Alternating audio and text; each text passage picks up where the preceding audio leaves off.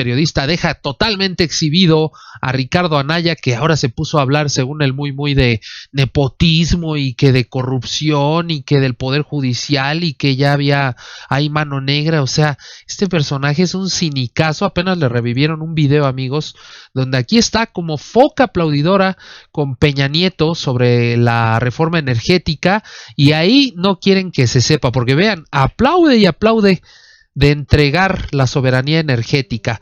Pero vamos a ver estas preguntas contundentes después del intro del canal, amigos. Vamos caminando de la mano del pueblo, recorriendo toda esta hermosa tierra, siempre cercanos a la gente, escuchando lo que siente. La fuerza del movimiento es la unidad.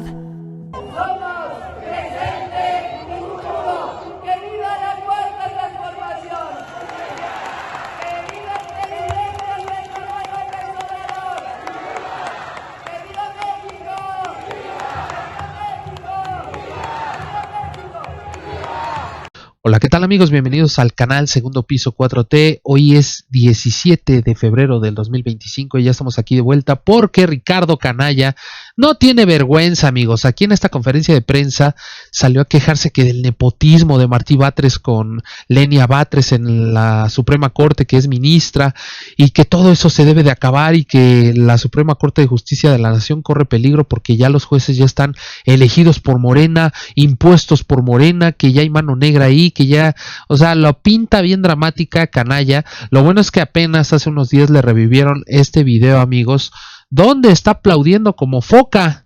Vean, hasta se para acá con Peña Nieto y está aplaude y aplaude de haber entregado la soberanía energética y de haber pues traicionado al pueblo de México. Esto pues no le gusta para nada porque le reviven absolutamente lo cinicazo que es. Vean, amigos, no para de aplaudir este personaje según que se preocupa por los ciudadanos. Incluso aquí le ponen cínico, aquí abajo también le ponen que aprobó la reforma energética de Peña Nieto y hay más insultos, pero pues no los vamos a leer ahorita, amigos.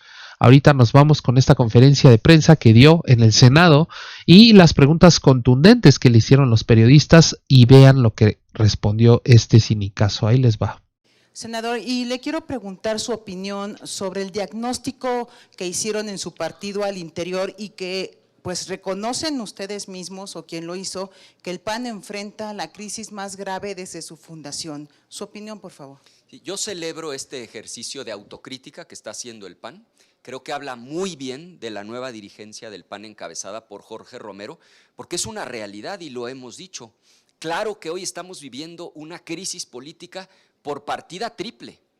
Por supuesto que al interior de los partidos de oposición, y eso incluye al PAN, a nivel del oficialismo, porque tenemos una mayoría ensoberbecida, que está haciendo todo tipo de atropellos como el de la reforma judicial, pero también en un nuevo entorno internacional en donde el populismo va ganando terreno, donde los extremos se están fortaleciendo. Entonces, yo celebro que el PAN sea un partido político que sí reconoce que tiene que reinventarse.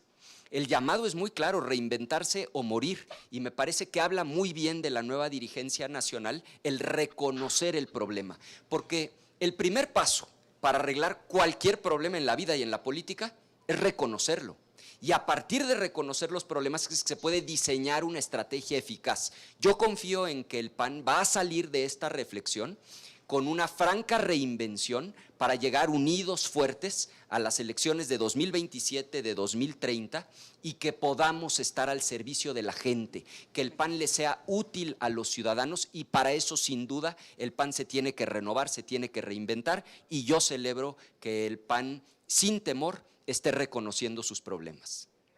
Félix Muñiz, de Punto Aéreo. Pues es un lambiscón. Buenas tardes a todos. Preguntarte en el primer tema que expones, ¿no es una batalla perdida como por la mayoría que tiene Morena? Yo sé que está bien si no la sobrerepresentación, que es ilegal, pero ¿cómo hacerles entender? Bueno, por su mayoría la van a aplicar, entonces ese sería un tema. Muy buen punto. Nosotros vamos a cumplir con nuestra responsabilidad, que es poner sobre la mesa por escrito una propuesta, porque lo que no se vale es simular. ¿Quieren una reforma electoral? Vamos a una reforma electoral, pero que sea integral y que sea de a de veras y a fondo. Y eso implica acabar con la sobrerepresentación. O sea, no es aceptable que saquen el 54% de los votos y tengan más del 75% del Congreso, cuando la oposición sacó prácticamente la misma cantidad de votos con el 46%. Y tampoco es aceptable que de dientes para afuera digan que quieren combatir el nepotismo, pero lo siguen permitiendo en el Poder Judicial, en el Poder Ejecutivo, y tenemos casos verdaderamente escandalosos de nepotismo cruzado, en donde los parientes se están ayudando a ocupar distintos cargos de poder. Si vamos a una reforma electoral, que sea integral y que sea a fondo. Sí, de llegarse a concretar, que parece ser que no necesito no ser pitonizo, ¿se concretaría un autoritarismo en base a una democracia? En este caso sería una simulación, porque hacen como que van contra el nepotismo, pero lo siguen permitiendo al interior del INE, lo siguen permitiendo al interior del Poder Judicial, lo siguen permitiendo al interior del Poder Ejecutivo y siguen permitiendo estos casos escandalosos de nepotismo cruzado, en donde dirigentes partidistas apoyan a sus parientes para ocupar distintos cargos, donde el hermano del expresidente también lo tienen colocado en la administración pública. Es decir, lo que sería un acto de burda simulación. Y otro tema, el de los transportistas, que parece ser que viene un caos terrible a la ciudad. Yo pensé que ya iban a acabar ese tipo de problemas con el gobierno que se instaló, pero parece ser que ahora es súper mayor este tema. ¿Qué es lo que hay que hacer ahí, senador? Lo que hay es muchísimo desorden en el país, porque este gobierno ha descuidado su responsabilidad. Lo vemos en las áreas de salud, donde millones de personas reciben la receta, pero no les surten los medicamentos. Han dejado de veras en los huesos al sistema de salud. Las carreteras en el país están despedazadas porque son pésimos administradores, han despilfarrado el recurso público. Miren, ya salieron los datos oficiales.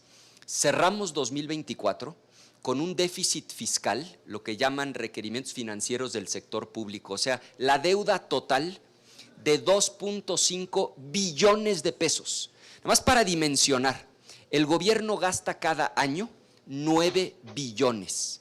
De esos 9, 5 son impuestos que paga la gente, principalmente impuestos sobre la renta e IVA. 2 son otros ingresos que incluyen a Pemex, a CFE. Y 2.5 de esos 9 es dinero que el gobierno no tenía, que pidió prestado, nos endeudó a todas y a todos los mexicanos para además malgastarlo, porque dijeran ustedes, bueno, es que tenemos un sistema de salud como el de Dinamarca, las carreteras están en muy buen estado, vivimos seguros, en paz, hay tranquilidad, seguridad pública, pero no, el país está en llamas, la inseguridad peor que nunca, no hay medicamentos, las carreteras despedazadas y encima de eso nos están endeudando. Por eso vamos a insistir en el tema de la sobrerepresentación, porque cuando a una fuerza política se le da todo el poder, lo que termina pasando es que abusan de ese poder en perjuicio de la gente. Y una tercera que la hace Rubén Arizmendi de Reporte Índigo por Mi Conducto, te pregunta, ¿qué opina de las mesas de alto nivel entre México y Estados Unidos? ¿Serían los pros y contras de las mesas? Lo que nosotros creemos es que se debe de abrir un diálogo a nivel parlamentario. El PAN está preparando una propuesta que vamos a dar a conocer el día de mañana y que tiene que ver justamente con retomar el diálogo a nivel del poder legislativo, porque efectivamente con Trump en la presidencia van a ser 4 años de huracanes. Ya vimos que impuso aranceles al acero y al aluminio, sabemos que lo pospuso, pero que siguen sobre la mesa el 25% de aranceles.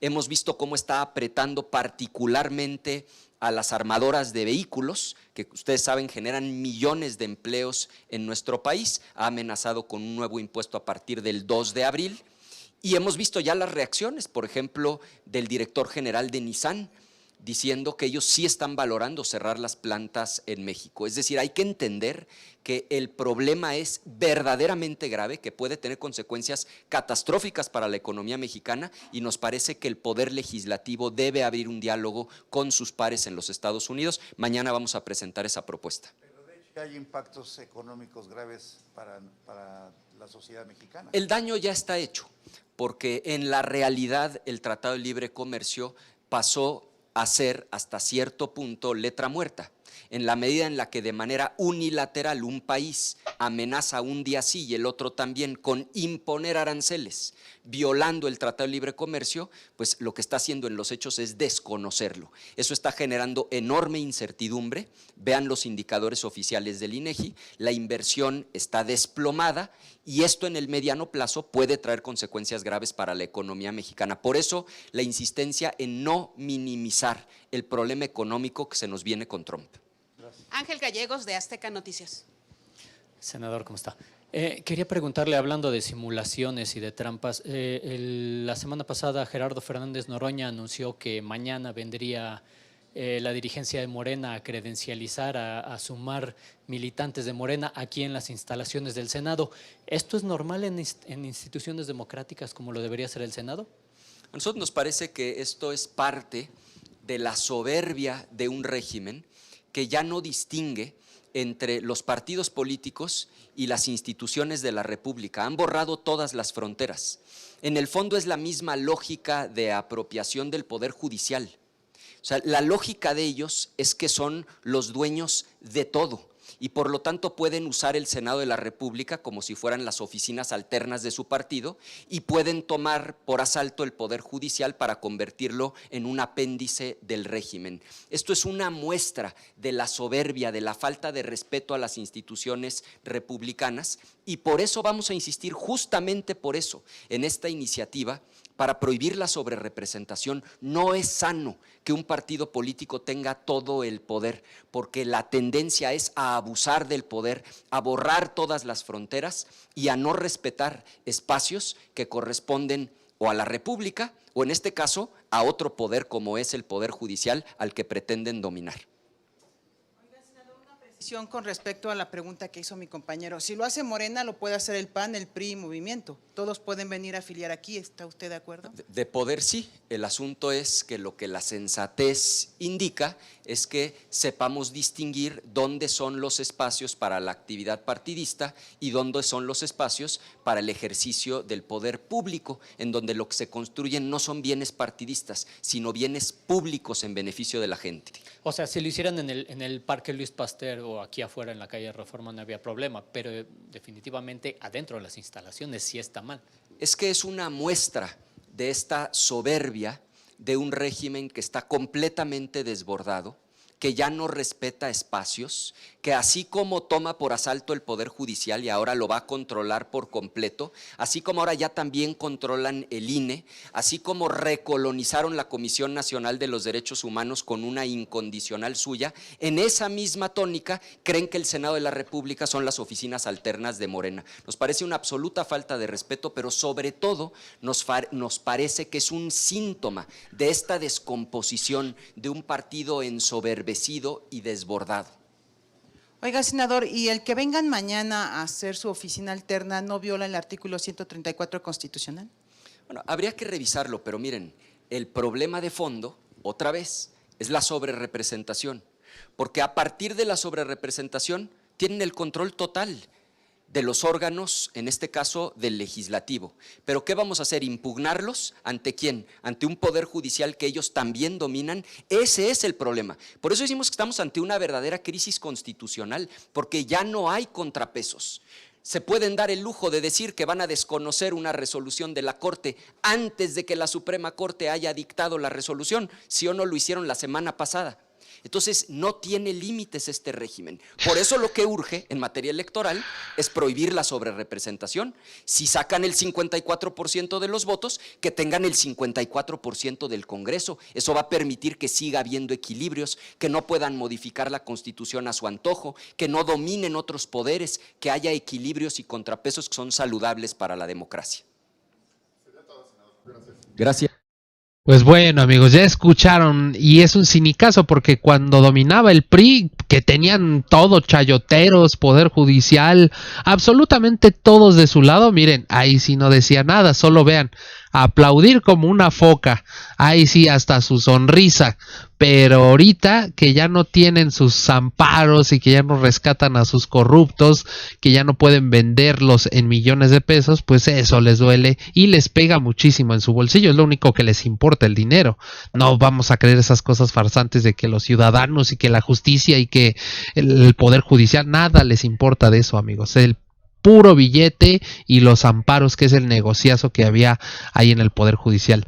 Hasta aquí vamos a dejar la información, amigos. Recuerden suscribirse, activar la campanita, dejar su like, es muy importante para que llegue esta información a más personas, y nos vemos hasta la próxima.